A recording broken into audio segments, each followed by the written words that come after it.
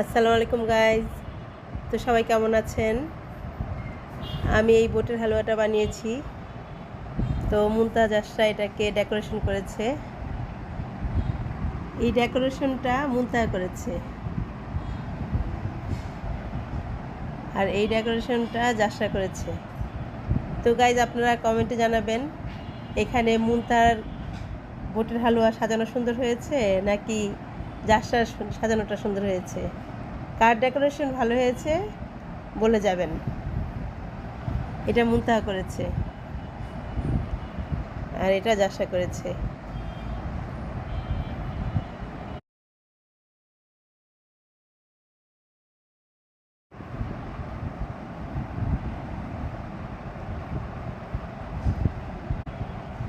তো গাইজ ভালো থাকবেন সবাই।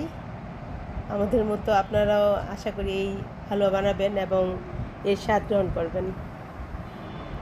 আল্লাহ হাফেজ।